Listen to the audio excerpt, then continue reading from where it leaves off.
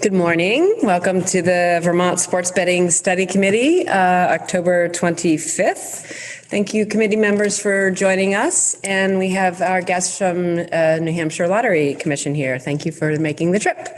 I would like to call the meeting to order. And gentlemen, would love to hear from you about sports betting in New Hampshire. Certainly. Madam Chair, members of the committee, I feel like I want to look to the screen and then the camera and then the screen and then the camera. So if I appear bipolar, I apologize. Good morning. Thanks for hosting us. My name is Charlie McIntyre. I'm the Executive Director of the Hampshire Lottery, and with me here is Danny Maloney.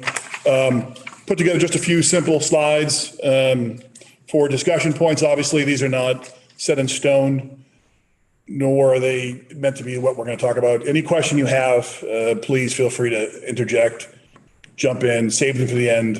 Obviously, it's your committee. Charlie, would it be helpful if the committee members introduce themselves? It just occurred to me that you haven't necessarily met them all. So, Keisha, do you want to get started? Senator Rahm Hinsdale? Sure. And Commissioner, I just saw your kind concern that I might not be able to make it. I had a lovely night in the White House last night celebrating Diwali. So happy Diwali, everybody. But I am here with you all, Senator Keisha Rahm Hinsdale from Chittenden County.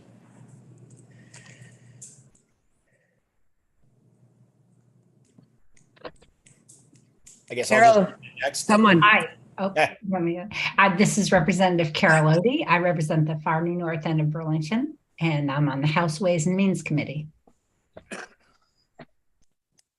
Representative Matt Byrong. I represent 5.5, I guess, municipalities in Northwest Addison County now, and I sit on our committee, House Committee on General Housing and Military Affairs, which has the purview of our Department of Liquor and Lottery. Nice to meet you guys. My name is Dick Winters. Oh, I'm sorry. Go ahead, Senator. No. Go get Chris. You were already up there. All right. Deputy Secretary of State, representing the Secretary of State's office. We do various and sundry licensing and registrations in the state of Vermont. I'm Dick Sears, State Senator, Bennington County in the southwest portion of Vermont. 40 miles from New Hampshire. Hi, Tate Brooks. I'm the Deputy Secretary for the Agency of Commerce and Community Development, representing the agency. John? Hi, I'm John Gordikowski. I'm a tax policy analyst with the Department of Taxes. I am representing the Department of Taxes. Thank you. And Chris Curtis is in the Attorney General's office, and he will be joining us late. Okay. He's the other member of the committee. Thank you. Nice to meet you all, virtually and in person, obviously. So as suggested earlier, I'm Charlie McIntyre. I'm the Executive Director of the Hampshire Lottery. I'm the past president of North American Lotteries, past president of the Multi-State Lottery Association, which runs Powerball. Prior to that, I've been in this job for 12 and a half years. Prior to that, I was the Assistant Executive Director of the Massachusetts Lottery and her General Counsel for 7 years. And before that, I was an organized crime prosecutor. So if you saw the movie The Departed, I was chasing those guys, or guys like them outside Boston or in and around Boston. And I currently am on the faculty of UNH Law School as an adjunct faculty member and narrator to sports betting. Hello, committee. Thanks for having us. My name is Danny Maloney. I'm also an attorney. I have a legal background in securities litigation, as well as on the banking side in finance and AML and KYC compliance. I also received a Master's of Law in Gaming from UNLV Law School back in 2020. And coming out of that program, I became the Director of Sports Betting for the New Hampshire Lottery, and I've been in that role since. So our journey for sports betting in New Hampshire obviously took a turn when the law which made sports betting illegal in the U.S., absent a few states, called PASPA, Professional Amateur Sports Protection Act, was repealed. The legislature asked us to draft a bill for sports betting. And so the law which was passed was actually drafted by lottery staff.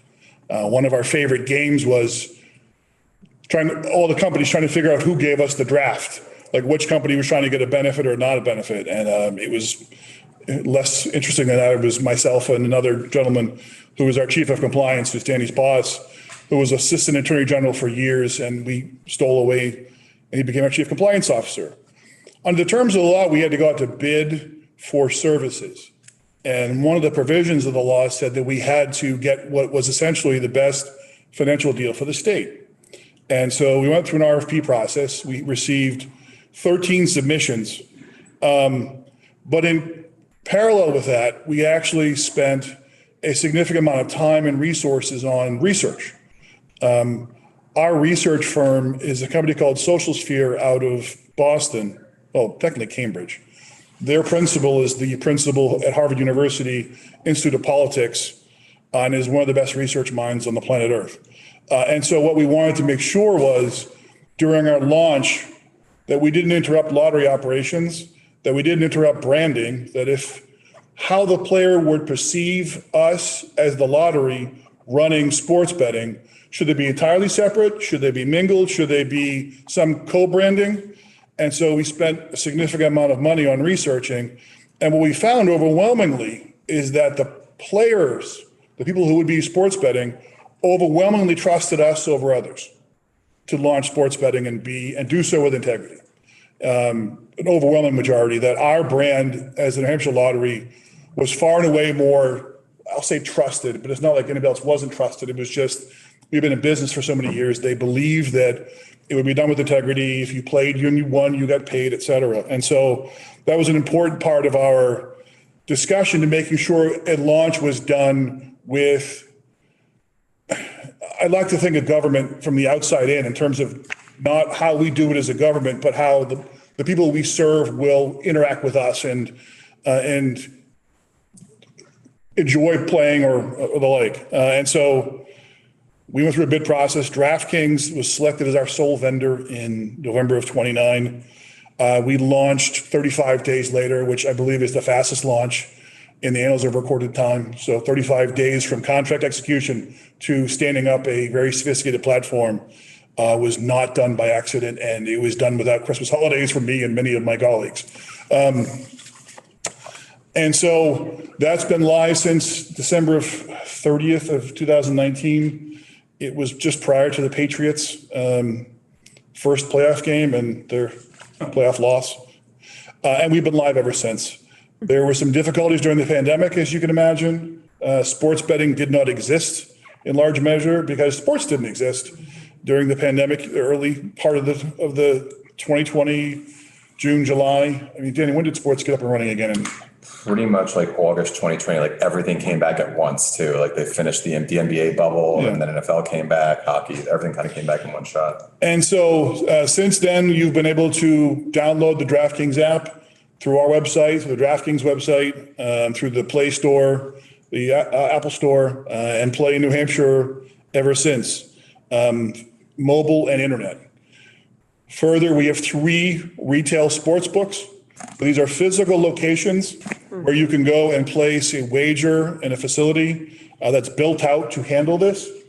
And those are on the page numbered, that is not numbered, but shows you a map of where the facilities are. And I would submit to you, exactly that page, if you're holding the map up. Section 2. Section 2. I think I was supposed to tell Mike to pass page by page, and I failed completely. And I'd like to apologize to Mike right now, but I didn't say to go to page by page. But those 3 locations are done with design. I would submit to you that a population density of sufficiency is needed to host a sports book. And those 3 are the Brook, and then there's 2 Philotomos. Philotomo is a Greek word that means lots of things, as it was explained to me, but it brotherhood, friendship, charity. And the Brook, I think, is the second largest sports book on the Eastern Seaboard, or third. It's right behind the Meadowlands. Yeah, it's right behind Meadowlands in New Jersey. It does a significant amount of business. And so if you would, Mike, the next page, you'll see what the sports book at the Brook looks like. It is quite a lovely facility. I'm sorry, can everyone see the slide deck? Okay, It doesn't show up on the screen. Okay. Here, it's the setting of the room. got it, okay. And so you'll see the screen and the build out and the leather chairs, and they have food and they have hospitality. It does quite well. Those booths and chairs are reserved and spoken for during NBA Finals, Super Bowl, that kind of stuff. They're reserved well in advance. And then the following page, you'll see the physical locations, which are smaller but still significant at the two Philodemo locations. They opened up the last few years. The following page, Mike, it shows our revenues and all 4 phases of the revenues by fiscal year. Handle is obviously the amount that's wagered. It is obviously a very large number, but that's deceiving in the sense of, if you bet $100 10 times, you're likely to win 5 and lose 5. So you bet $1,000, but you've probably only lost, 50 or 150, not much money. So it's a illusory large number that shouldn't take into account in terms of the size. We sort of view it as gross gaming revenue, which I think you folks have researched some of your prior meetings and reports. Gross gaming revenue is what's left over after paying prizes. And you'll see the numbers there. DraftKings and New Hampshire Lottery split those gross gaming revenues, which is the next column for state revenue. And hold is the last figure, which is the amount that the house keeps essentially after paying out prizes as a percentage. And that's an important figure. And if you go to the next slide, you'll see why. This is a running report that Danny does for us every month as to the, and I apologize, it's a bit of an eye chart. But what it is it's tracking all the revenue across all the jurisdictions in every facet of revenue every month. And so I'm a former prosecutor, obviously, of organized crime. So back when I did it, bookmakers were one of the legitimate sources of revenue for organized crime because there were lots of them. They had to use the phone and they had to pay protection, what's called rent, to organized crime figures in Boston in order to operate. And then sometimes the criminals would collect for them on behalf of bad debts. And so the bookies have a hold that's very low. And one of the reasons this was passed in New Hampshire and its passage essentially was to that we weren't so much creating new gambling, we were repatriating funds that were being spent in sports bars. I would suggest with certainly approaching death and taxes that I could place a sports bet on a sports bar in the state some Saturday or Sunday day currently. And one of the ways in which you do that is to compete, is to make sure your product is similar to the illegal market. And I can tell you that speaking with my former friends and colleagues in law enforcement, that we have done a tremendous job at obliterating illegal sports betting in New Hampshire. It virtually doesn't exist anymore. The only fundamental difference between our operation and the illegal sports books, well, there's really 2 differences. One is ours is much more broad, more activity, more wagering activity, more events you can bet on. But also we don't take debt. So that's a decision made by us internally. It is not a legislative requirement, but we do not allow credit cards or its equivalent to be used on our app, on the website, in person. It's a personal decision that we made as an organization. It probably limits some level the activity, but as a practical matter, we don't want anyone to get in debt to the state because they're betting on sports. Can we pause and just put a pin in? You don't have to answer this now, but how you've been able to quantify or confirm the reduction of illegal sports betting? Senator, thank you for the question. As you can imagine, sort of getting research on an illegal activity is not easy. And so really, it's more been about conversations we've had with state police, FBI, and candidly, VIPs we have who play in our facilities who used to play with illegal bookmakers and now drive to our facilities to play. And there's a number of those. And so, as you can imagine, you'd rather do something. There's always a cap on a market that's illegal, right? And one of the odd things is that, as a former prosecutor, I grabbed a bookie, all his money, one weekend. And I got a call from a bettor saying, I won. You need to pay me. I'm like, no, it doesn't work that way. Well, first I read his Miranda rights to him. And then I said, it doesn't work that way. He says, I don't understand. I said, once you work outside the bounds of the law, you lose the protection of it. And so most bettors would rather do something legally than illegally. And there's a cap on a legal market. And so I want to say it's anecdotal in some respects, Senator. I'm looking at you now, the screen, not the camera, but that's our indication and our information. And so that's why for us, hold is important. If you'll notice the hold column in New Hampshire, it's one of the lowest in the US, and that's by intent to make sure that it's indeed a competitive product and that our margin is low in terms of profitability. But in terms of gross gaming revenue, you'll notice our profitability is really high.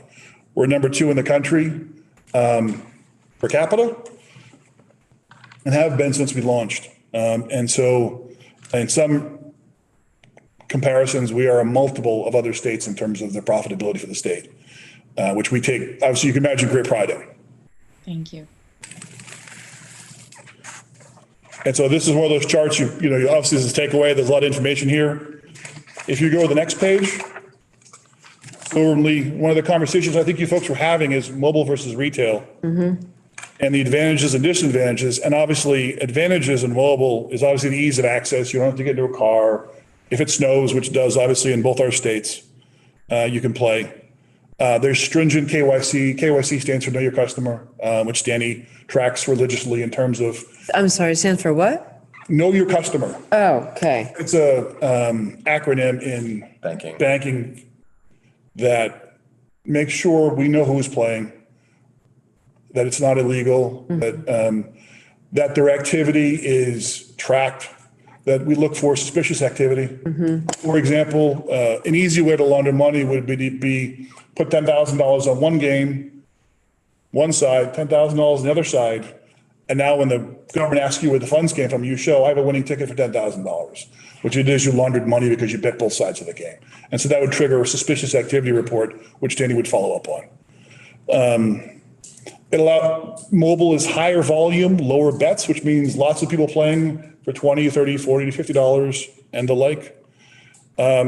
Disadvantages, it's not tactile to players. Players like to be involved. They like to be amongst their peers. I mean, Danny, you would suggest in terms of sports bars, right? Oh, sure. That's the appeal. Like if you go to a large sports book, either like Las Vegas or New Jersey during like the Super Bowl or during like the tournament, there's an excitement in the room. Right. People like to. You see with horse racing too, there's just that feel of being there, having a ticket in your hand as opposed to the mobile. It's not quite the same experience, but the convenience factor. Yeah, Sure. There's a community when you're. There is. Yeah. You're sharing in a bet. You and a person the next table over have the same bet. You're high five and it's an activity. Deposit. Another difficulty is deposit withdrawal because we have to know who you are. You have to upload documentation. The app to the website to know who you are because we don't want to pay the wrong person, obviously. And then if there's any technical issues, which do happen, very infrequent, but for the Super Bowl, we were down for like half an hour. Right. Just because of the crush of activity. Like geolocation. Exactly. Everyone, once depending where you are, like when you get near like a border, like of a state, it may run to some, you may have to get a couple miles in. Yeah. Oh, yeah. You know about geolocation? So our geolocation is set to border the state, but border the state overly. So that within even 100 feet of the border, it's unlikely to work because we want to make sure, we want to be overly compliant. And so early on, especially, there was a sports bar that was in that zone in Portsmouth, New Hampshire, which all of the patrons were literally getting up and leaving and going to the sports bar across town that was outside the zone. And the owner called very anxious, like he's losing his entire customer base because they're driving away from his bar because his bar bordered the Piscataqua River, which is right on the main border. And so that was interesting. Retail, obviously the advantages are lower volume, higher average bets. More than half of the money that's at retail comes in at $1,000 or more per wager. And so that's a question you have to decide in terms of levels of amount and levels of risk tolerance you have to have. It's fewer players, but they tend to bet more. They tend to be older, significantly older. And they're a different type of player than mobile. They're just older. These are the folks who would go to a racetrack and watch a race. They're just, and also you get to see how players interact with each other and the like. The difficulty, and these are not to be dismissed or understated, the amount of cash involved, because there's no credit. And the facility in one weekend might have over $1 million in cash in its facility, and handling of that is quite difficult. Yeah. Complying with any money laundering laws is difficult, as Danny will tell you. Danny, what percentage of your work is done on retail? Oh, probably at least 3/4, at least. Because of the amount of difficulty with handling that cash. Look, and if you'll see in the photograph a few ago, see kiosks. Tracking the kiosk usage is a challenge because folks may try and use 5 kiosks to place bets to stay under the anti-money laundering or the activity report that would be triggered. And so tracking that's difficult. And obviously anonymous because folks are playing, we don't know who they are. Right. Or mobile, we do. Retail is probably 20% of us. It's about 20% of our handle. It's the significantly larger part of our work. For sure. And to your point, it seems counterintuitive that someone's on an app in their living room in Stowe. You know more about that person than you do the person that walks into the place that you have on camera placing a bet. That mobile person has gone through most of the major operators use third parties to check identity. Big names that, I'm sure you've heard of, like LexisNexis, for example, those kind of companies. And they'll go through, there's a layer where they'll enter their name, address, social. If everything's green, then it's great. If there's any kind of potential that there could be a mismatch, they're going to have to upload a picture of themselves holding their ID. So these mobile apps, they know who you are, they know where you are. You really, it may feel like it's anonymous because it's you're not seeing the person, but you actually have a much better grasp of who your mobile players are, as opposed to the retail books where they actually show up in person. And so the next slide is obviously regulatory considerations and risk management. One of the decisions you have to, either the legislature or the administrative body you charge with this has to decide the type of offerings you're going to give to the players as well as the type of leagues. There's a check down list.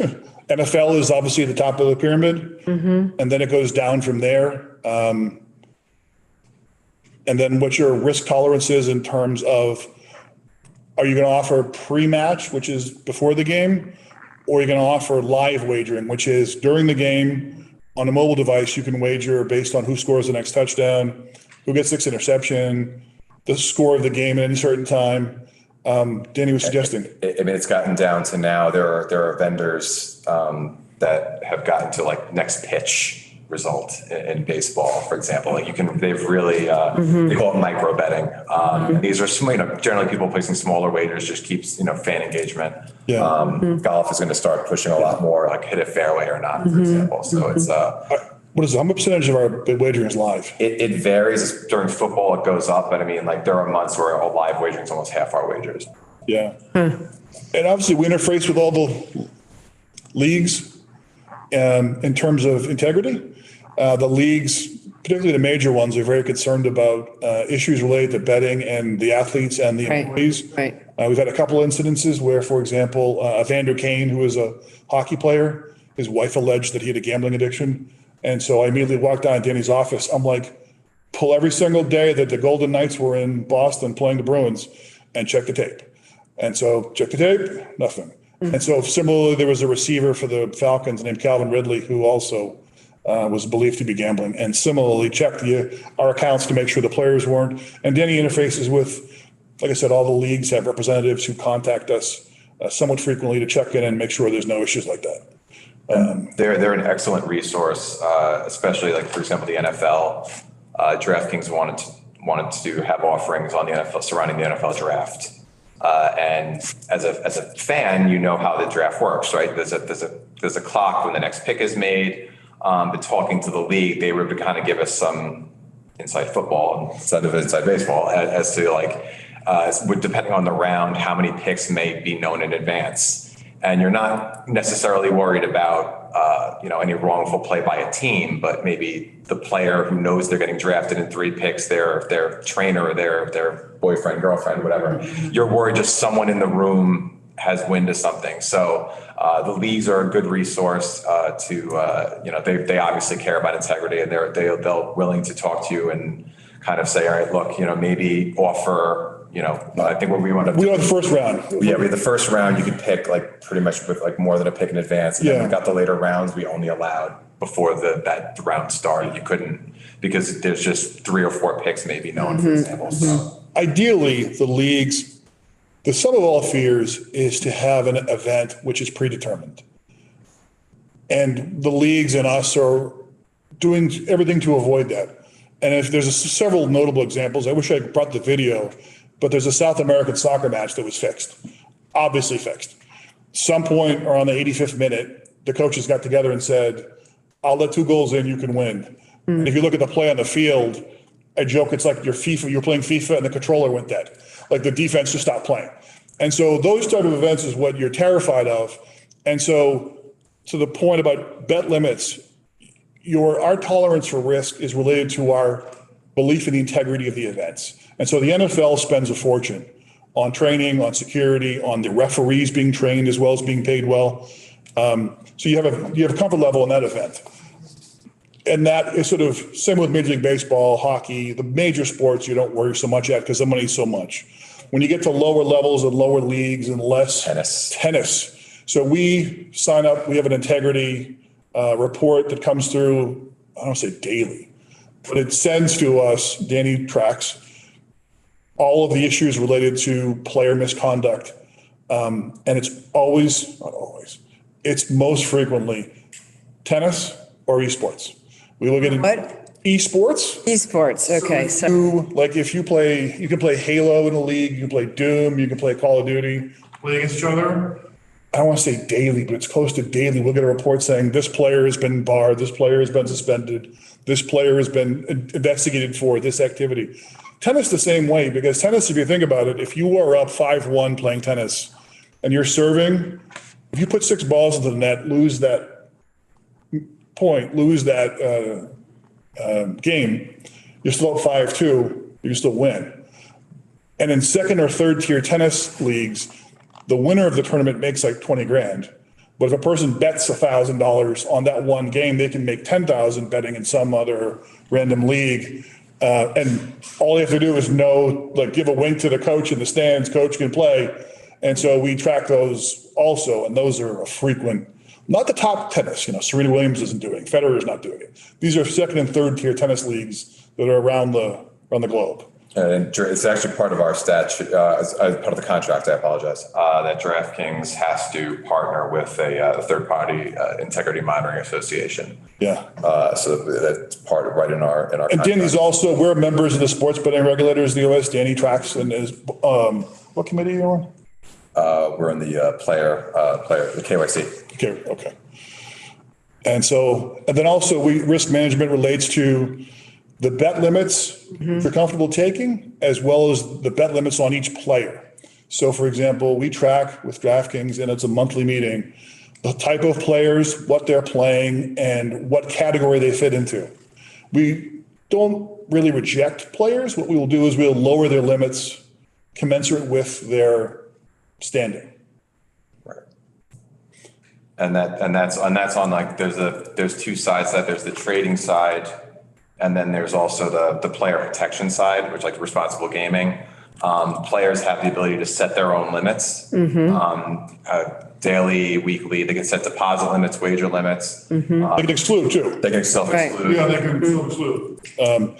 And also one of the risk management things you also may have to consider, or I would suggest you consider, is giving the administrative body the ability to engage risk management tools as are needed as a going concern. ongoing basis. And I'll give you a real world example. Last season, the Patriots started 2-4, and the odds on them to win the Super Bowl, I think at the time, were 50-1. Almost. Yeah. The Pats went on a 7-game winning streak. The odds went down to 8-1. New Hampshire's liability at that point was $9 million? Up to 10, 11. $11 million, and we took $160,000 in wagers. So we were underwater by, if they had won the Super Bowl, we were underwater by millions and millions, because the delta of the odds was 50, or I think it was 45, 50. It was a big number, and it went down to 8. And so I was terrified. And so I rooted for the Buffalo Bills. We rooted. Danny actually is a Bills fan, so it wasn't a stretch for him. So I would submit. So what happened is, because of the availability that we can do risk management, we actually discussed with DraftKings that DraftKings now takes all of that futures wagering. They take it all. It's theirs because they can balance. DraftKings takes wagers from 19 jurisdictions. So if they're big in one state, they're light in another state, but we're not. We're married to local sports. Like, I guarantee you, last night we did great because the Pats got killed. Sadly, because I'm a Pats fan, but they got killed. So one of the things to think about. And obviously, we have large players who bet significant sums of money, and there's a vetting process we go through that is separate and distinct from the mobile side. It's actually personalized to them to make sure that they are who they say they are. The source of funds is where they say it comes from. There are individuals in this country who like to bet large sums of money on sports, very large sums, and they are very, very, very wealthy. And in order for them to be interested, they have to bet large sums of money. So we go through a vetting process with that. The last page.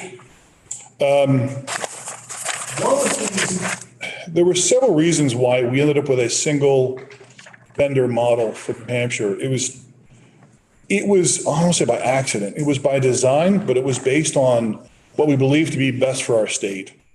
And we don't have a restriction on advertising with DraftKings. What we have is an agreement for advertising. We'll handle local, they'll handle national, and you won't be inundated with ads, but there'll be the proper amount of advertising to make sure folks who want to play sports betting can.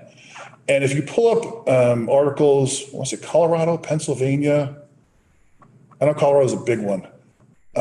There are virtually no restrictions on advertising, nor are there limits on the number of operators in the state, and they get inundated by ads. My colleague was at a conference with somebody from Iowa, and they said the rates for TV went up 16% after sports betting launched for advertising.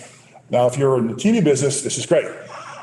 If you are in the otherwise business, it's not so great. And so you're seeing a lot of ads for, I mean, how bad is New Jersey now?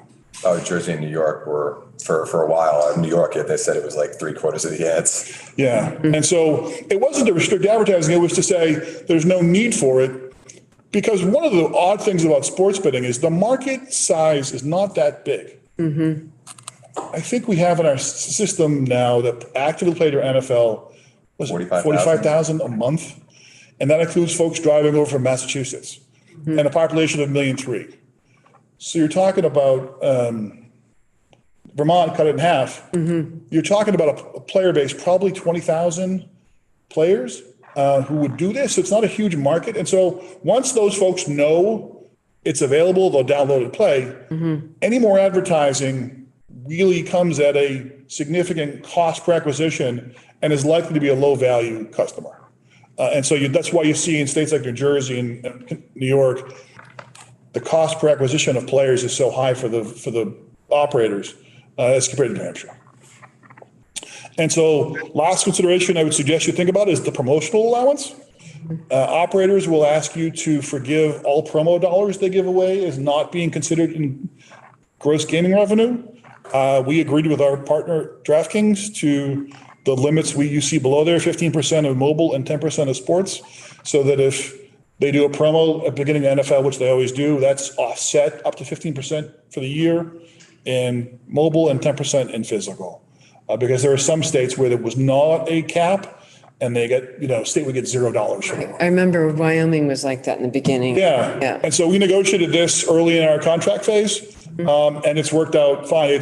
It's enough for them to promote the product. It's not so much as so that we don't make any money at it. So I know I've gone on now and we've talked for a significant period of time. So I'm happy to answer any questions you or the members of the committee might have for Danny and I. This is great. You haven't gone Pass your time at all. Oh, okay. Oh, no, I'm sure we have a lot of questions. I know I do, but I want to open it up to the committee members that are joining us virtually. Senator Sears. Yeah, I got a couple of questions, but one of them is, you're clearly benefiting from Massachusetts and not having sports gaming. I doubt that Vermont is much of a threat to you if we go. But with Massachusetts, would you be looking to change the way you operate once Massachusetts goes online? And I mean by that, you just have one, you have just DraftKings. Yes. And many states have more than one. I say this with some trepidation. The head of the Mass Gaming Commission is actually a good friend of mine, Kathy Judstein. She's from Vermont, so she's a homegirl. It remains to be seen when they launch. It's taken so long that I guess I don't know how they're going to launch yet and where.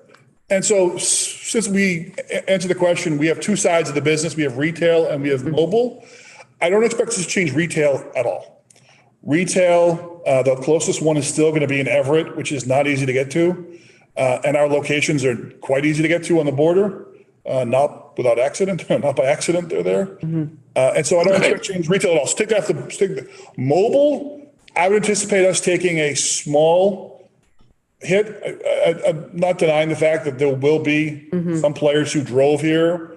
We, through our geolocation, can see where the players are playing from with a heat map. And it's not surprising that they're all on the border. So we would expect us to take a loss, not too much though. I would anticipate pardon? And you folks. That's helpful.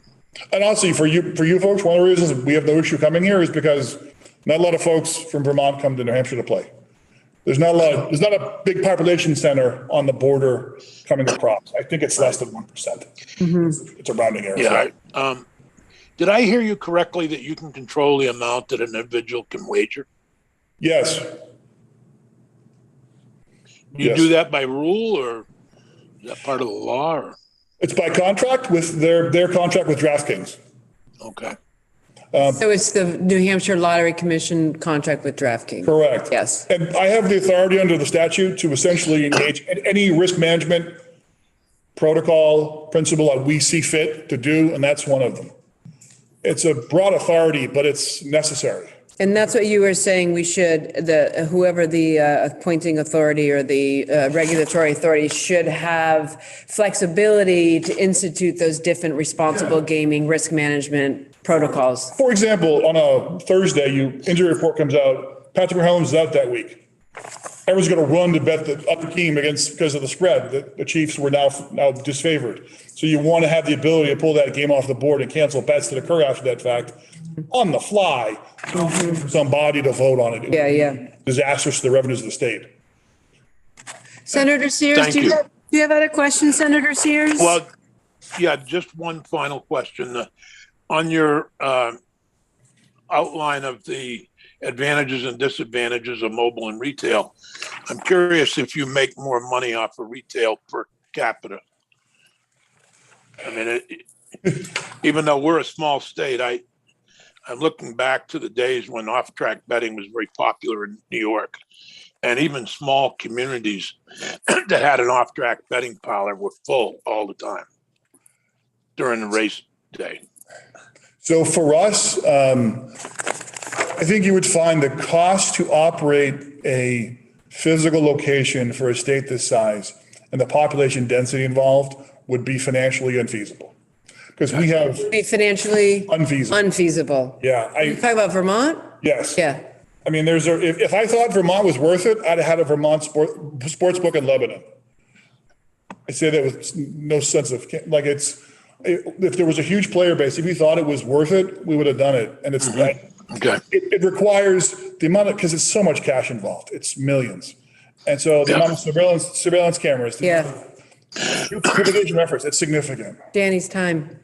Yeah, no, it's no, in terms of the retail sports books, they're worth it for us.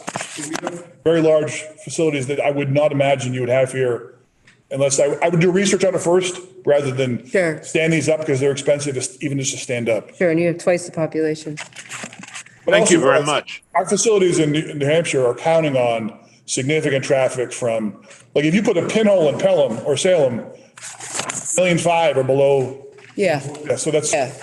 Yeah, it's obvious where they are. exactly. They're not on the Vermont. They're not in North Conway. They are. Thank you very much. Thank you, Senator. Thank you for the questions. Any of the other representatives on the phone or on the screen that have questions? Senator Rahm? I mean, I I'm guess fine. since you called on me. Care- Oh, I'll let Representative Odie? I'm fine. Okay. I was just wondering if folks could reflect more on confidence in the tax rate and returns, just in light of Massachusetts now legalizing, and if you're thinking about any changes you might make, or if you're pretty confident in your path as you look forward. Sure, it's a good question and one I get actually not frequently. I shouldn't answer double negatives. Sounds like a lawyer. The short answer is yes, we're considering it. I'd like to see what happens first, because even though the tax rate in Mass is lower, the upfront license fee is significant, and as well as the length of the license is only 5 years, so you're going to have to renew it. Mass will end up having 2 large operators and a couple of small ones.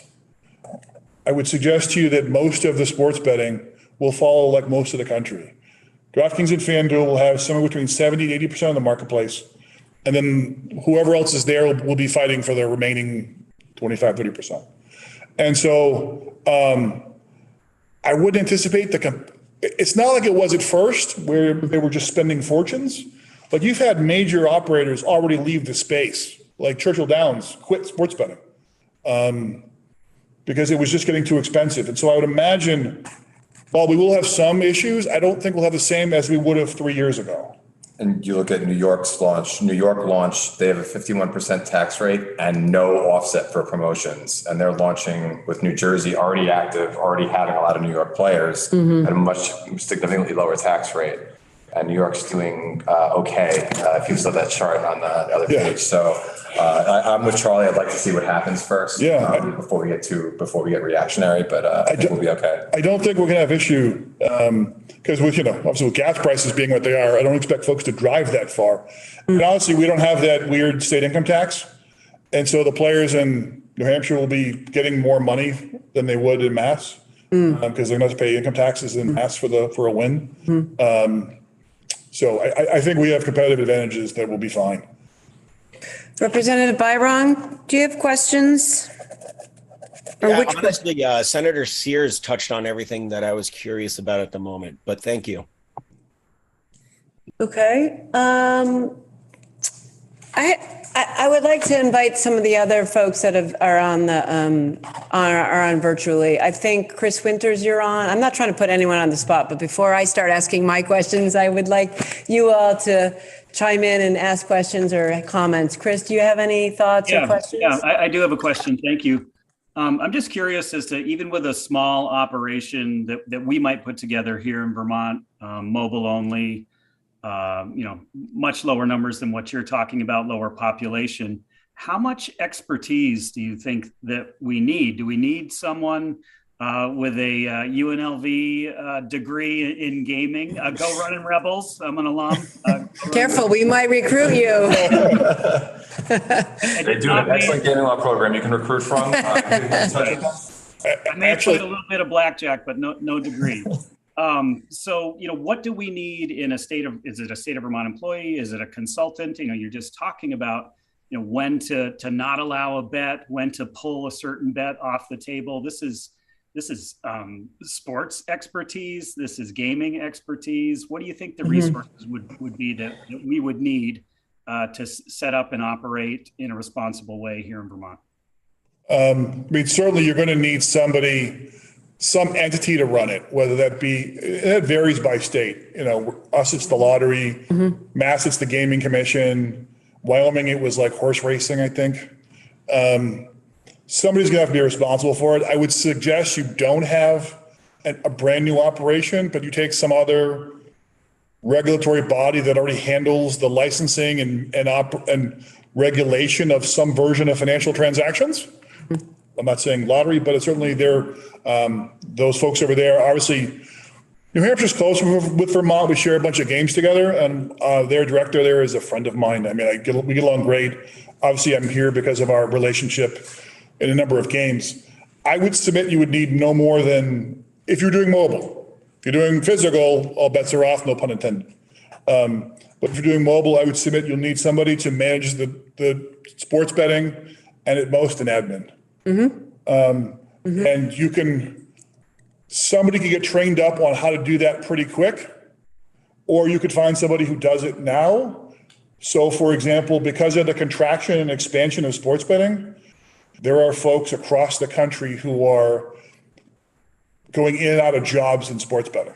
Like I actually, even when you folks were close to it last time, I had an individual who went through the program at UNH Law School who reached out to me, who was families from Maine, was interested in a sports betting job in New England. And I was going to forward him the resume to the Lottery and Liquor Commission. So they exist, if that's the answer to your question. And it wouldn't require, sports betting is no longer like a sort of backroom cigar chomping kind of thing.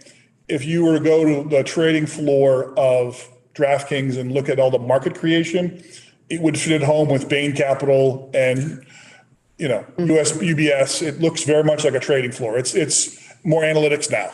So it's not so much knowing sports, it's knowing analytics. Chris, do you have any other questions? No, I don't. Thank you. Tate, do you have any thoughts or questions? Yeah, just one. So the agreement that you currently have in place with DraftKings, when does that expire, and do you then anticipate to put out another RFP? Just trying to better understand your process. Sure. Our contract, it goes through 2026, June 30th. And then there's an extension thereafter if we seek to exercise it. We have the option to extend it further.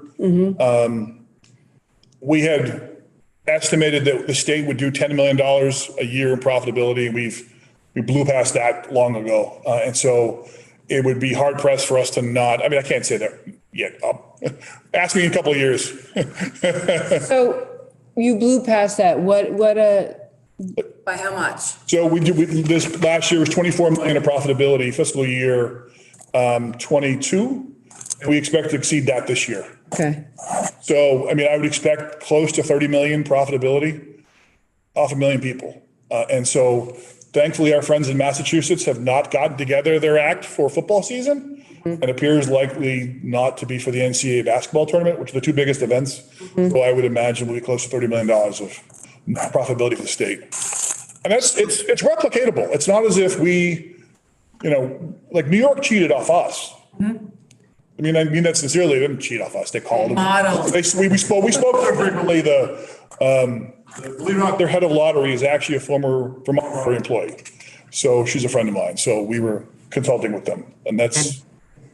And just as we again talk about the process, if you could, provide a little insight into the other submissions. You indicated there were 13 submissions. I'm just kind of curious, what sort of what's kind of the gambit that you saw as far as on the submission side of things? So it was everything from DraftKings, which we liked a lot, obviously. FanDuel submitted, all the ones you would expect, and a few that were what I would consider less than top tier operators. And I'm trying not to get sued here, but there are a number of players who want to get in the marketplace who I would not consider be suitable for a U.S. gaming license. And there are a lot of European operators, because just imagine if the rainforest, and I say this, I know I'm in an environmental state, but if the rainforest were open for development and there would be a land grab. That's how the U.S. market is right now for sports betting, at least over the last few years. It had been non-existent, whereas Europe, it had been oversaturated and over-squeezed. It had been lemon squeezed to death. So all the European operators saw the US market as a potential expansion. And so we saw a number of those that we would not consider suitable for us. There's a tolerance in European markets, particularly in sports betting, for mistakes. Like if you go into a sports book in England and bet on what you think is a crazy, like that line shouldn't exist, that bet shouldn't exist. If the system made a mistake, your bet's canceled, even though the bet said, the odds were what they were. And that's not tolerated in the US. What was the one in Jersey was like, there was one that they tried to cancel. I think they had to honor it. They had to honor it. Jersey had to honor it. There was a bet that was placed, the odds were wrong. The system kicked out a wrong odd. A sharp bettor saw it, pounced on it, and the company, which was a European company, said, no, you should know that was a mistake. And he was like, no, this ticket says I get paid. And so there's a lot of differences in just how they operate. And so that's what we found, to your question, is we had tiers to them. And then once we got past we like these few to talk to, and then it's where financials came into, because we wanted to go through a assessment of the technical aspects and their background and experience. Looking at the camera, and you're probably looking at the side of my face, before we got to financials. Because you never want to get to a situation where you get 3 kids in their garage with a laptop who offer 80% of revenue, Right. and they can't do it. Right. Kate, do you have a follow-up? No, that's good. Thank you. Representative Byron. Thank you. I have a question going back to the retail versus mobile. What is the profitability or the margin for the state of New Hampshire, one versus the other? Do you have a breakdown on that? We do. I can send it to you. It varies wildly by retail, because there are months it is very profitable and there are months it is barely so. And it is because of large wagers and the market flow that occurs. And I can forward those numbers along to you directly, Representative. Danny, can you? Yeah, I mean, handle wise, it's if you go for our lifetime, it's about an 80-20 split, mobile versus retail. As Charlie alluded, the hold on a monthly basis on retail is a wild swing. So if for fiscal 21, we actually had a higher hold percentage at retail. For fiscal 22, we had a higher hold on mobile, and thus far this fiscal, we're getting creamed at retail, and we're doing very well on mobile. So it's retail is just, especially being that Vermont's similarly situated, that it's a smaller population state. You don't have a large pool of high value bettors, so one or two people can really make or break the day for retail. There was one bettor who was on the hottest of hot streaks. February. Yeah, for February. Yeah, who just was, everything he touched turned to gold, and you have to accept those. Yeah, no, if you could send me that, I mean, I really like to mine into the numbers with this stuff. So if you could shoot me that would be wonderful. Sure, absolutely. And you write this down, right? Yep. Yeah, and if you send it to Mike, the committee assistant, then Mike can get that to the. Actually, Mike, I'll show you the website. You can download all this information is on our website. Yeah. It's literally a link off the financial reports on our website. So. Awesome. Yeah. John, do you have any thoughts or questions?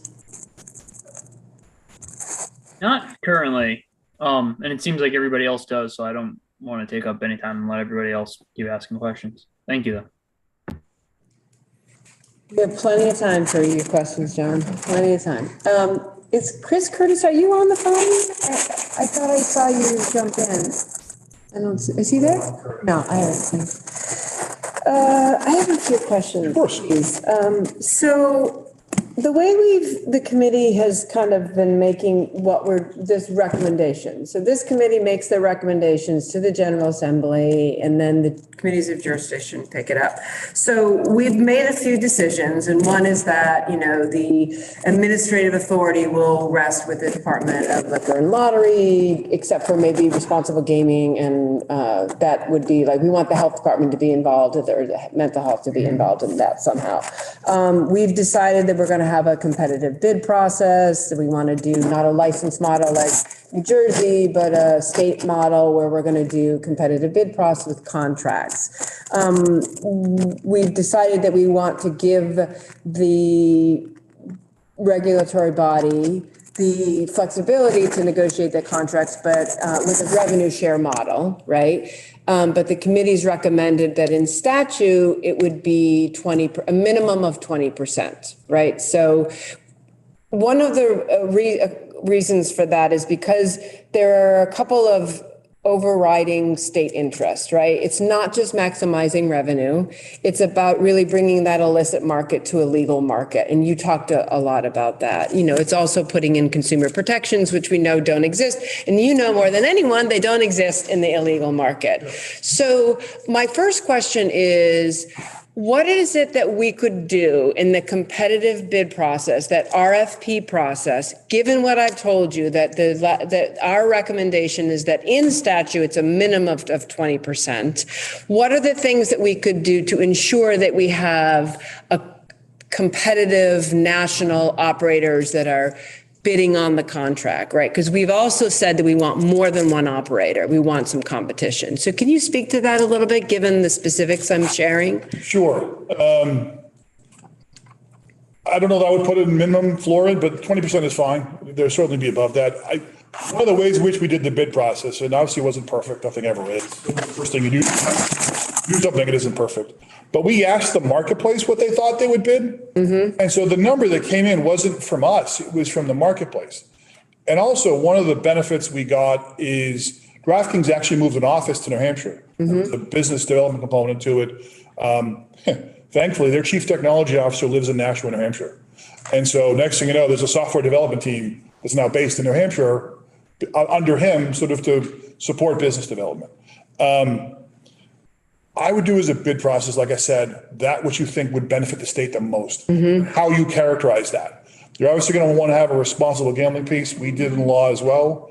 And then just ask them what they're going to do for the state. We also had our matrix of the rate, and New York did this as well. The amount of rev share was determined by a number of operators. So bidding on it. That's ours was. So when we set out the bid, we said, if you are one of 10, what will you give us? If you are one of 3, what will you give us? If you're one of 1, what will you give us? And that's how we got the number we got to. Also, I would make sure promotional dollars are included in any math formula you give. It's vital. It's a huge variable in that number. Not saying you don't allow it. We do, obviously. We do it. Happy to do it. It's just if it's unlimited, then your numbers can be swing wildly. Like I think Wyoming's, when I was on that call with that from Wyoming, some months it was 0. Right. I would also submit, don't ask the operators to do something they don't already do now. Okay. And I'll give you an example. We asked them, our accounting is done weekly, like the lotteries is done weekly, Vermont, ours is done weekly. DraftKings is done monthly. That may not seem like a big deal. It was to them and our CFO. And so we were like, okay, our bad, dumb idea. Why don't we just marry our accounting, your accounting to a month by month basis, and we'll try and extract out the revenues weekly. But we don't need to because we transfer monthly. But it was a mistake and I wouldn't repeat it. So I would, I use this all the time. I know this sounds like Zen, but don't fight the river. They already have these very large operations which run smoothly. To the extent you can marry your operations to them, I would do so. It is what allowed us to operate 35 days after contract signing. Was to not customize everything. Oregon did, it ended up badly. Oregon wanted a customized platform, a customized website, it ended badly. DraftKings already had best of breed app. Their user experience, user interface is second to none. They already have a customer base. They already have thousands of Vermont citizens in their app currently that they will convert over, and FanDuel as well, that other operators don't have because of the fantasy sports platform. So going with that, I think you pick those two, if it's 2. I'm suggesting that there's already operators who already do most of what you're looking to do very well to sort of work within those confines. And if you already have suggestions? Just kind of with one of the appeals when you mentioned about like the illegal market is that DraftKings obviously is balancing nationwide. You can go right now, DraftKings lines, they're not the term juice, right? There's not this premium being put to make up for either a tax rate or the lack of competition. They get the same line in New Jersey they'd get in New Hampshire. So they're getting the same lines that they're going to get offered by either a Bet DSI or a MyBookie or any of these illegal offshore mobile sports books. But as Charlie said, you have the player protection, no different here. You're going to have to deposit with like Bitcoin if you try to go to one of the illegals. So you're going to get the same price on your bets. The obviously our model, you're not going to have you can't bonus chase going from one operator to another. That's one of the difficulties you have to think about is if you have 6 operators, you're going to have a lot of bonus chasing. Meaning the players will be trained, wrong word, will be incentivized to just wait for the next offer to play versus play for money. And that happened in New Jersey, I think, to a significant extent, because you had so many offers showing up in the email box, bet 100, win 1,000, or free, your first bet is free, or the 1,000 others. You're not, obviously it's more, doing this for more than just profit, but that is one of the reasons you take an illegal activity and make it legal is to try and to make money at it. Lottery, liquor, et cetera. And so I would suggest that the players are getting the fair price. Yeah, exactly. And promos may vary. I don't know I'm trying how you would control hold. Because hold, if you saw the chart that Danny created, hold matters. Like a very high hold is essentially an operator taking a higher margin at the expense of the player, making a less competitive product. Now, if you have multiple operators in the same state, that's unlikely to happen. We obviously are a single competitor, but ours is driven by knowing in general macroeconomic terms, lower margin equals higher profit because you're going to do more business. But because there are some states that have holds that are much higher than ours and they don't do as well because it's just, you're not getting a product that competes with the legal market.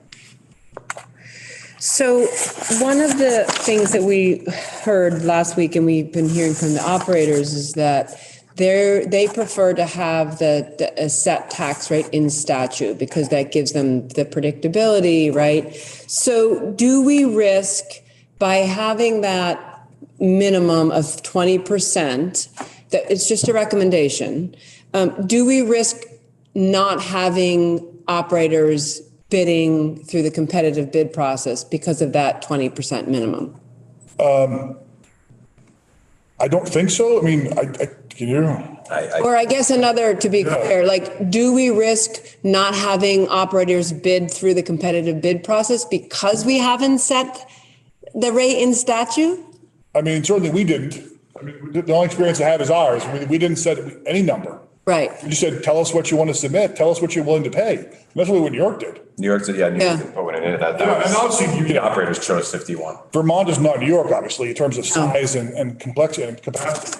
But a customer is a customer. And I don't think you're going to get the numbers that we got, but I don't think it would be far off. I mean, certainly the cost to acquire the customers, they've already baked in a number of the operators. They already have them acquired. And so they want to monetize them as best they can. And the cost to acquire new ones is significantly higher. So I wouldn't think so. I mean, certainly I get they want to factor in how much of the pie they have to pay you folks that operate so that they have the rest to pay salary and technology, which is significant. But I can't imagine you're not going to get folks. And you can obviously, that is one of the difficulties of setting a floor of 20% because you're going to have to go back and change the law in order to redo it if a bid doesn't work out right.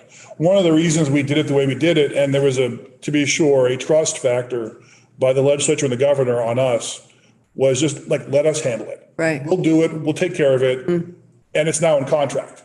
So all of our factors, it's now just amending the contract, which is a whole lot easier than changing laws. You and obviously the members of the committee know. We know that. Yeah. It's a law, it's in stone.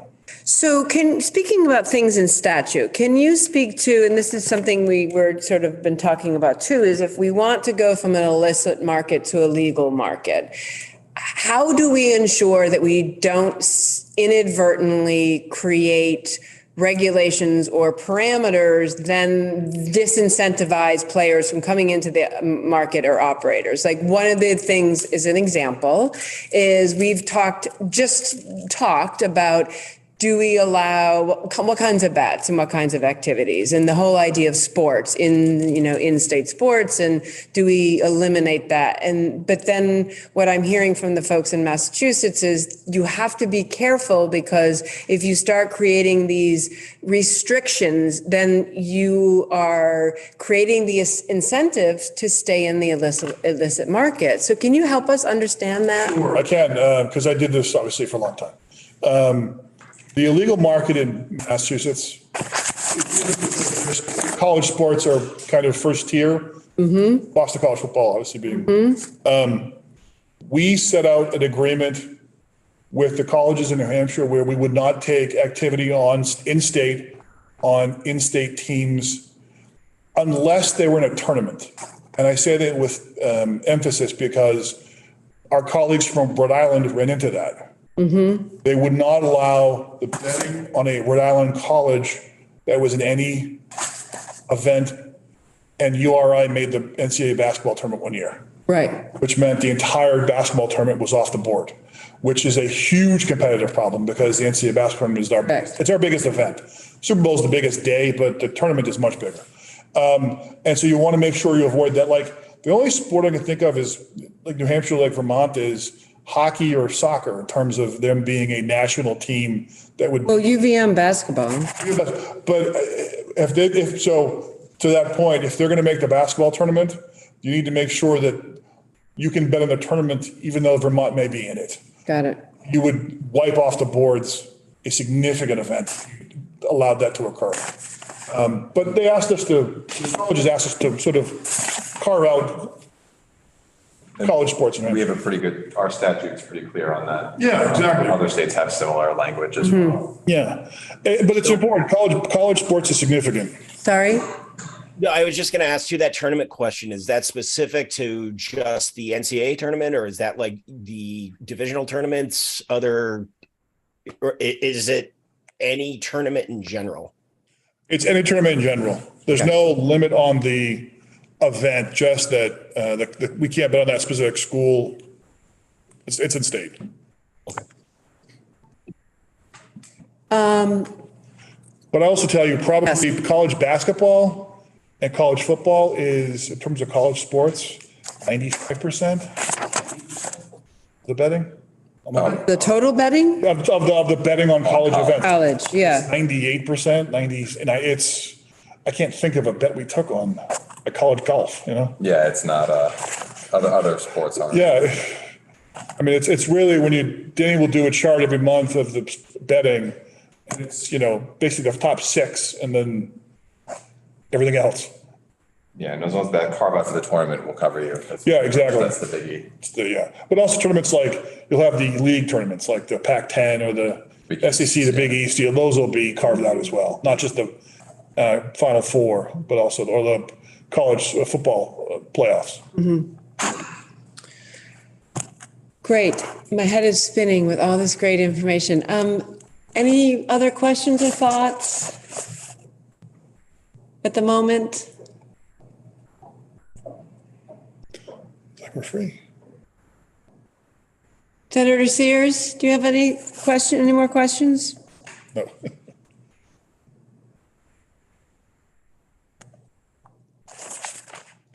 They've been very helpful. But thank you.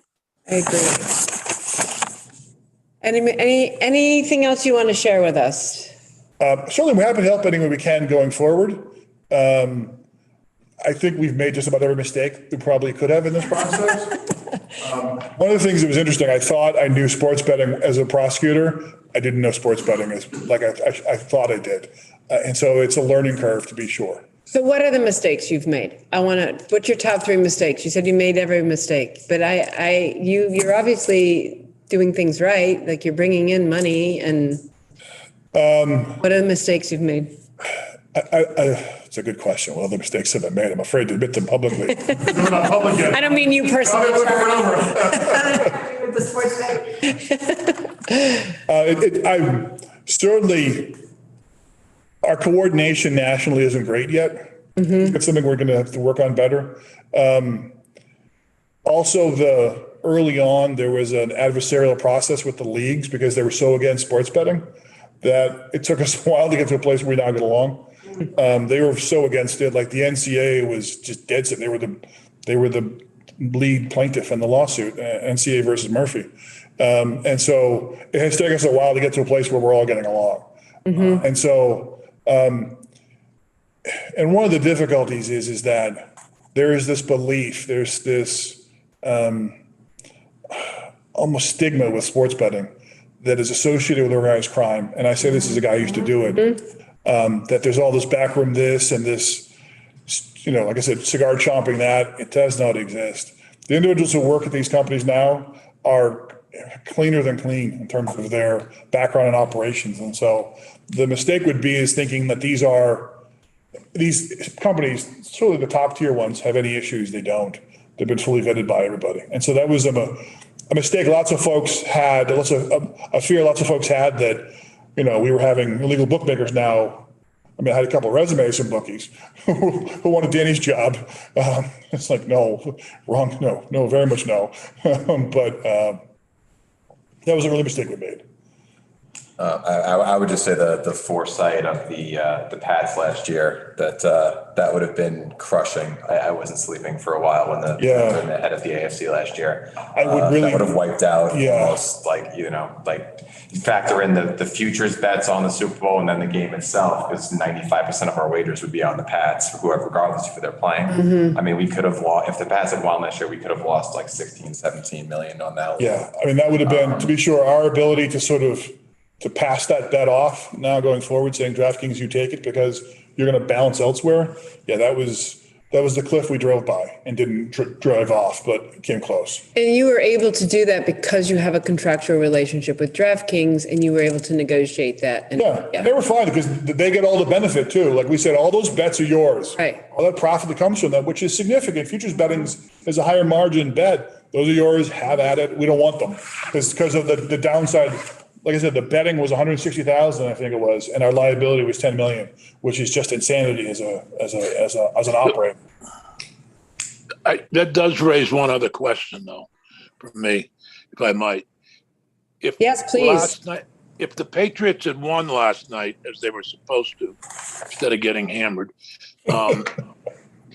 would New Hampshire have lost money?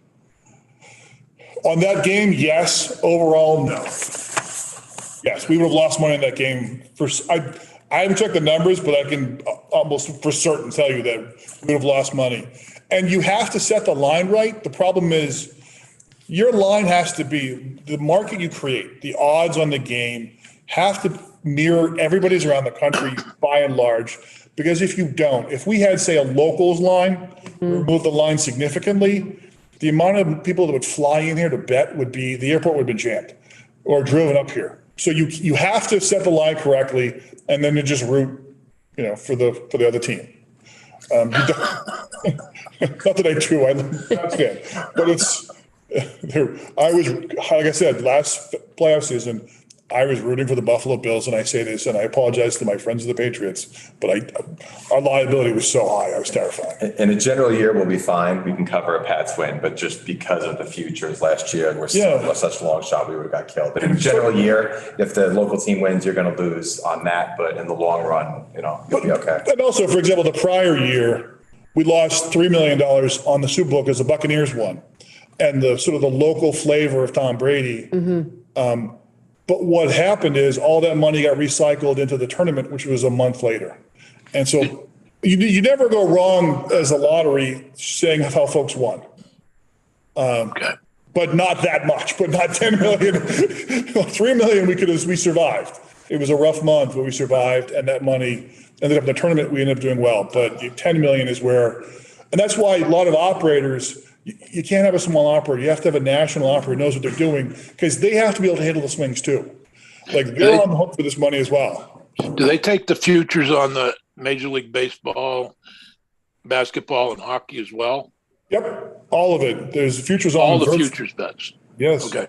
Every team, every league will take a futures wager, and those are all created in terms of the odds makers create them. Everything from the Dodgers in baseball down to. But FanDuel, DraftKings covers that for the state of New Hampshire. Yes. Well, only football. Oh, yeah, no, yeah, they only, Like we're still on for all the other sports. It's just football that we don't, that they. So if there's a future on the Red Sox winning the World Yes. Series next year, you're on the hook for that. yes. Okay, thank you. Madam Chair, one more question. I know you were just we were just speaking recently about bets and college university athletics. I'm just kind of curious what New Hampshire what you're kind of seeing as far as the lay of the land. There's been a trend recently, kind of, I would say, away from amateurism in regards to college athletics. You know, and you're now seeing, you know, names and likeness opportunities for students in colleges and universities. And so the trend, you know, both like in the Olympics, but again, in universities now, trend seems to be more towards almost professionalism on that front. So I'm just kind of curious how that has been part of the discussion or not, because it's still kind of, I think, fairly new with some of these other jurisdictions and states during this discussion.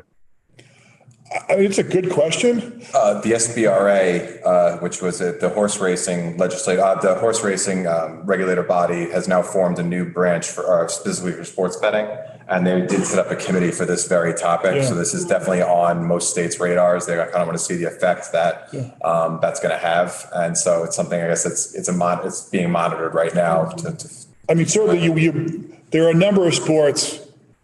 There are a number of teams that have NIL deals that are significant, particularly college basketball. Yeah.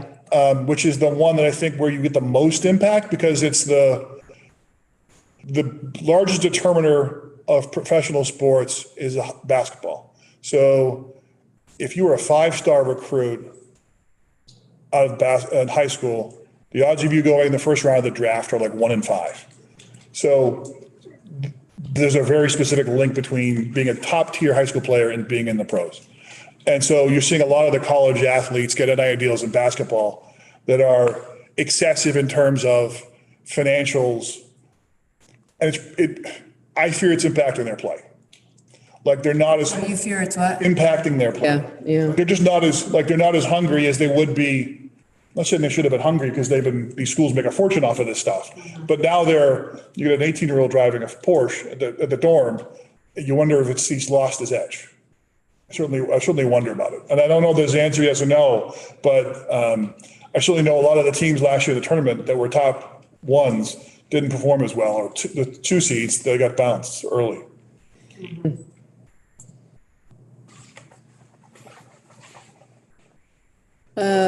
Any other questions from the committee for our guests from New Hampshire? No, thank you. Well, I'm sure we will have lots of questions as a follow-up. Really appreciate your time. This has been very helpful. Yeah. Really insightful. We're happy to help any way we can. Thank you. Always, Charlie. I really appreciate that. And one of the reasons we do that is because we're helping Massachusetts even. And one of the reasons we submitted is because we don't want mistakes. Mistakes that happen hurt us all in the aggregate. So you're now going to be a regulator in some respects. And so we're all benefit by regulation. Yeah. Hi. Hi. How are you? Good. Fine. No problem. Welcome. This is the Sports Betting Study Committee. Just want to make sure you knew where you were in this building. Okay. Great. Thanks again for your time. Really appreciate it. Thank you for having us. You're welcome to hang out. I don't know when you have to leave. Big lunch. There's a cafeteria upstairs. Oh, good. Thank Yeah, you. thanks. I Appreciate it. really appreciate it. Pleasure meeting Thanks for you. your time. Good to see you, Mike. Thanks so much. Thank you so much. Hi, I'm Ben Ogreski. I work with Tucker. Oh, hi. I'm Wendy. Ben? Yeah. Nice to meet you, Ben. Nice to meet I didn't you mean to too. put you on the spot. No, it's okay. I like to know who's in the room or on the screen. I'm across the room currently, or across the hall. Excellent. Okay, so on the agenda for the committee now is a discussion and then some votes on kind of our recommendations. So one of the things that we put off is that conversation about, retail versus mobile or both. I think in some discussions we've talked about needing more information. I think that the New Hampshire folks were able to give us at least their perspective. So I wanted to open up that conversation about, are we recommending to the General Assembly at this point that we pursue online gaming only, retail, both, or is there some sort of tiered or staggered launch for that? I'm still of the belief that we go mobile only at the moment, and just take a better look at it. I mean, I completely agree with the assessment they offered that we don't have the population density Yeah. to support the infrastructure. I mean, that alone right there was a primary concern. So I was glad that they reaffirmed that for me. And it's something, I mean, I think we can take a look at if things change, if we find out through the activity and customer feedback that there is a desire, we could have the conversation. I just don't feel like it's something to chase at the moment. Thank you. Representative Odie, do you have any thoughts on that question right now? I do agree with Matt's assessment after listening to everything. Okay. Senator Sears? But, you know, I think I can live with all that. I don't disagree in their assessment, but I still think there would be value in seeing how it might work. And so I was just hoping that would be some kind of a recommendation that we look at it for the future and not just kind of, obviously we're not going to be able to do it in the initial stages. Right. So but if we just had a report due or something, Right. you know. So not initially, but we definitely don't want to take it off the table. We think it's something worthy to consider. Okay. Maybe we could include like a report and findings. Yeah, just something that, I mean, there's nothing to prevent people from going to a bar and betting on their mobile devices while they're together. So, Yep. Tate or John, Chris, do you have any thoughts on that, Tate? I think I would agree with the senator. Just maybe, now's not the time, but it's something worth looking at, down the road. And Chris? Yeah, I agree with everything that's been said. On the same page. Okay. John? Yeah, me too. I mean, the pictures look nice. If I was into sports betting, it'd be someplace maybe I would want to consider going, but I just can't imagine. Maybe once we have the heat maps and seeing how many people are using what, where, we assess it. But I'm skeptical that there would be enough, desire anywhere to make it worthwhile. Yeah. Senator Rahm Hinsdale? Yeah, I mean, I think I just leave this entirely up to the department and anyone who feels really strongly about raising it and having us consider it in the future. And I think then we can have the discussion in committee and see if there's that much of an appetite to move forward. I just don't hear it's a big part of the mix and the products. Thank you, everyone. I think it would be useful for our recommendations not to be a little bit more specific about what we think that consideration or future is. So, I think that, coming up with a report and findings would be useful after we stand up mobile sports betting. If that's our recommendation, is to start with mobile sports betting, I think you need to give that some time for that to see how that plays out in Vermont and to see the successes. So I think maybe we recommend within 3 years, we have a report to the legislature that looks at the pros and cons of the market availability of retail. That just feels a little bit more concrete, and also it gives some time to have some experience to be able to have some reports or findings on. Sounds good to me. I find it agreeable. Being an agency that's on the receiving end of some of these requests for reports, let's make it meaningful, right? Let's just make it useful. Okay, so we've made some recommendations on retail versus gaming. The other decision that we put off until we had this discussion was whether or not we felt we needed new or existing administrative structures. So given that we're not recommending a startup with retail, how are we feeling about whether we're going to make recommendations as to being an existing administrative structure or new?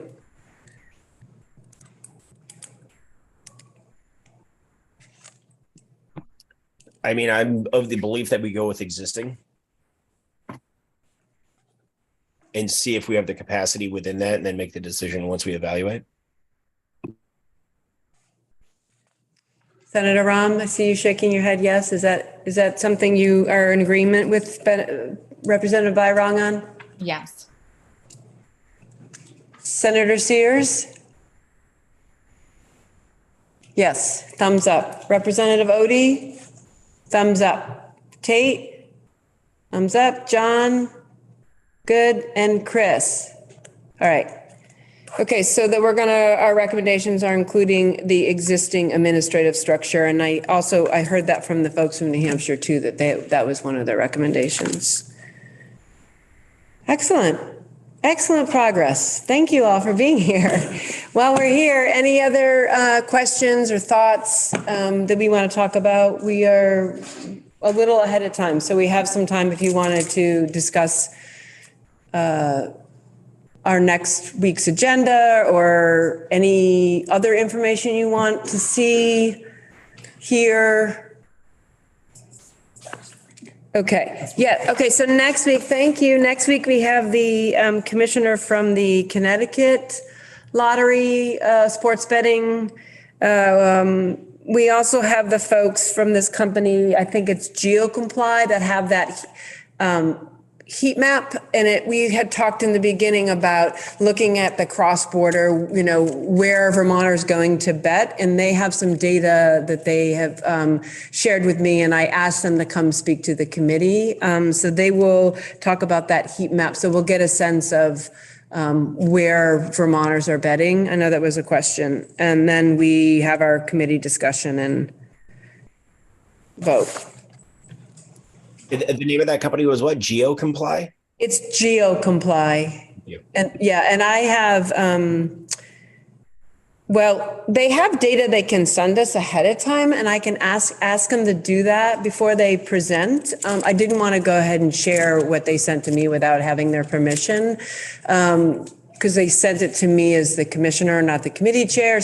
But it's really interesting data. And so what I'd like to do is have them share that with you ahead of time. And then next week we'll have the commissioner from Connect and then GeoComply so we can ask them some questions. Commissioner, can you, sorry, did I interrupt? No, go ahead. Can you tell me when, I may have missed this, you think the committee will spend the bulk of its meeting on problem gambling and gambling addiction? I just think some point soon there's, that's going to be a big set of questions from Senate Economic Development, and I'm sure House General as well. So I just wanted to see when we're going to kind of dig in. I think that'll be a longer discussion about the direction we want to take. That is on the agenda for the 15th. So if you remember, one of the first couple of meetings we had, we talked a lot about problem gambling and responsible gaming. And then I kind of reoriented this to Tucker's really useful outline, like here are the major decisions to make. So the 15th will be completely devoted to responsible gaming and problem gambling. We have someone from the National Committee on Problem Gambling that's going to speak. They spoke at Senate Economic Development, and they had some really good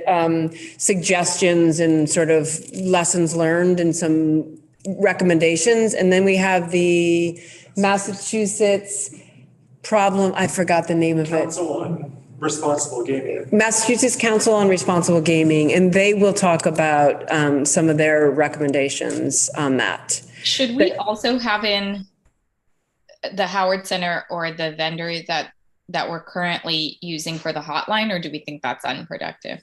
I think it's unproductive. The Howard Center doesn't have expertise on problem gambling, and that's one of the decision points the department had come to, was that the contract that we had in place, the grant that we had in place with the Howard Center, is very reactive, and it requires referrals. And what we were seeing with that is that we were not getting sufficient referrals to justify the $120,000 grant. We actually let that grant expire, and we are redoing an RFP that looks at how we can do outreach. So if you think about problem gambling and responsible gaming, those are two things, right? You want people to understand what responsible gaming looks like. It's like what we do with the Vermont Lottery. We talk about responsible gaming and what that looks like. We do that on the liquor side too, like responsible consumption and what that looks like. So there's an education piece of it that was not part of the Howard Center grant, and that's going to be what the next contract will be, is all about educating people. And then when you're talking about responsible gaming, right, problem gambling, we want to make sure that we're reaching these people. And so how do you make sure that you reach these people? So that's so the long and short of it is, it wasn't useful to have the Howard Center because they don't have the expertise, which is why we reached out to the national organization and the Massachusetts organization. Yeah, I generally support the decision to end that contract and look for a new way to reach people. I just didn't know we had done it. So, I mean, it fits the model of giving you more authority. Certainly, it sounds like that particular grant and pot of money will be like a update discussion piece for the committees of jurisdiction during session. If I'm correct, you don't want us to look at the RFP. No. What we did is we let the grant expire, and we're going to do it through a contract. Okay. So I can update the committee, but there's no decision point on the committee. Right.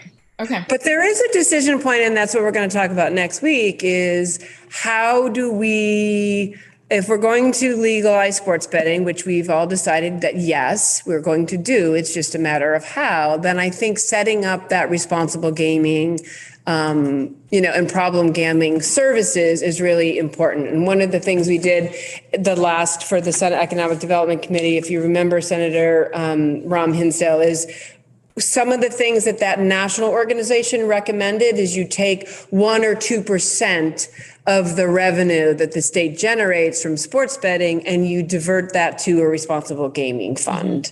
And then you use that for outreach and services. Yeah, that sounds like a good decision point to me. So thanks for the clarification. Representative Odie. And, I've expressed the desire to go beyond that as part of what we are going to offer, so that there's financial literacy. Yes. And I think that's for me, that's totally critical.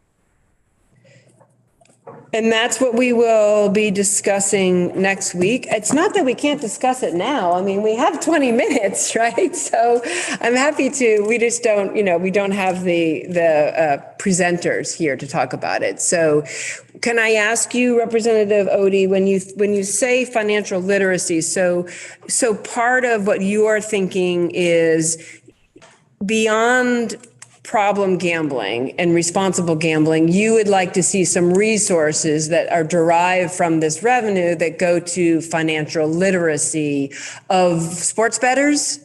Financial literacy of the Vermont population. Okay. That includes a financial literacy in schools, helping people figure out how to save for retirement, the whole package.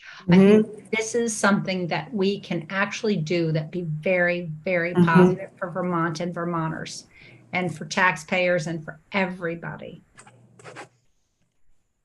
And so I'd like to see either some models of it. I need to see something like that.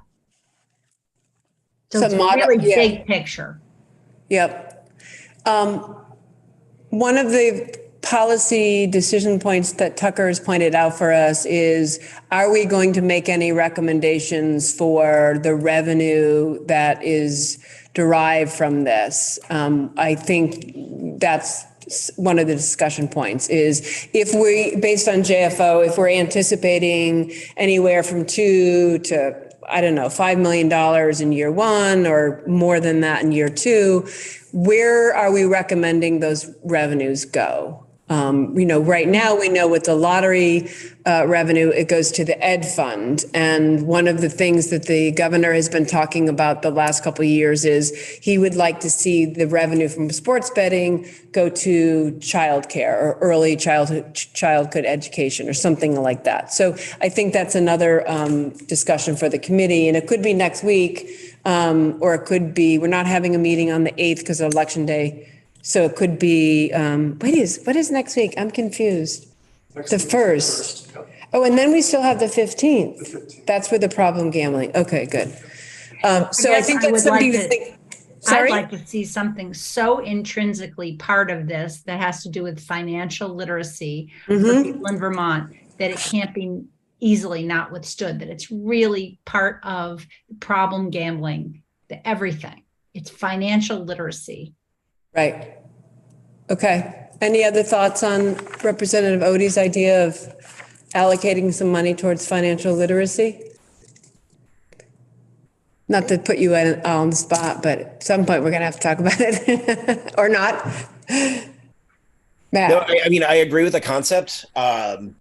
It's sort of speaking to my daytime job with the restaurant. I employ a lot of younger Vermonters, and God, I feel like sometimes like just teaching them like basic concepts of like credit, how to build credit, how to manage money, blah, blah, blah. I feel like I'm giving TED Talks in my prep room sometimes. So I completely understand what she's saying. Yeah. I'm interested to see if we could apply something through this too, given her desire. For me, this is a chance to do this that may not come again. And there's no group out there doing this. So we as representatives and senators, we can actually move to make this happen. I think, we could either recommend we could just say, we think financial literacy could be an important component of what is funded, and then leave it to the committees of jurisdiction, which, I might think Senate Economic Development at least would want to share with Senate Education or others. But Representative Odie, it might also make sense to maybe like put a one-pager together or have some legislative language drafted, just because I think we need to consider some details. Or we could just say, take a look at this committees of jurisdiction, but I just don't know. I think we would want to be more specific if we don't want this to get lost during the session. I agree with you, Senator. We have to be very specific. So this will be lost otherwise. So do you want to put that one pager together then, Representative Odie, as Senator Hansdale is suggesting? Sure. Okay.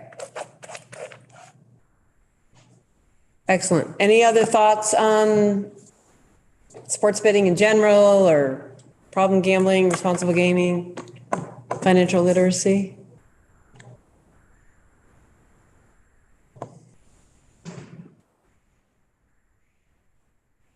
All right. So if we don't have any other questions or thoughts, why don't we adjourn the meeting? I will adjourn the meeting. Here we go. That easy. Thank you all for your time. I really appreciate it.